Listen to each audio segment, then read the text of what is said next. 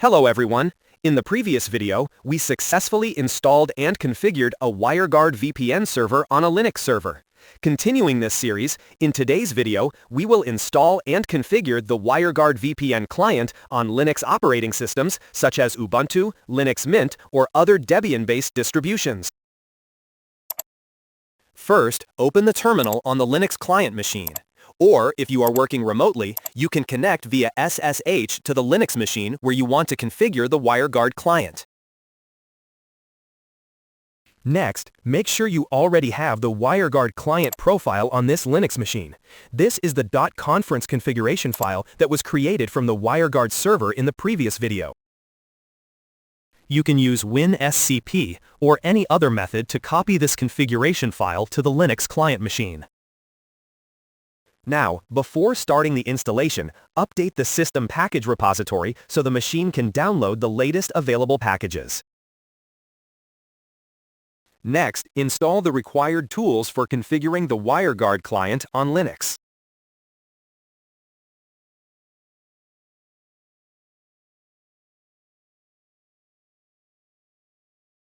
Okay, everything is ready.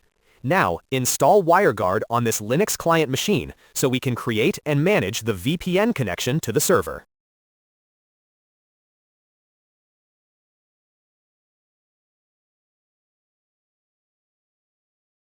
After the installation is complete, verify it by checking the current WireGuard version on the system. If the output appears like this, it means WireGuard has been successfully installed on the Linux client machine.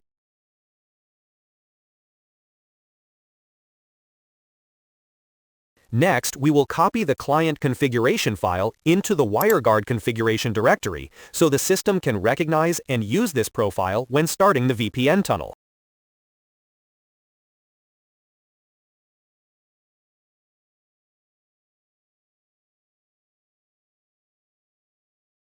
For security, you should also update the permissions of this configuration file because it contains the client private key.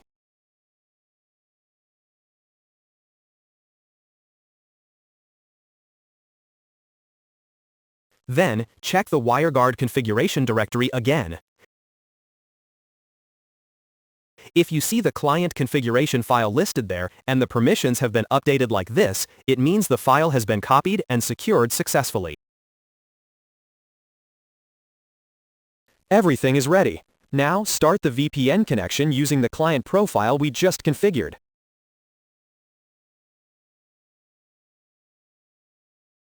If the output appears like this and there is no error message, it means WireGuard has successfully created the tunnel on the Linux client machine. At this point, the VPN connection is active and the system has added the required routes so traffic can go through WireGuard.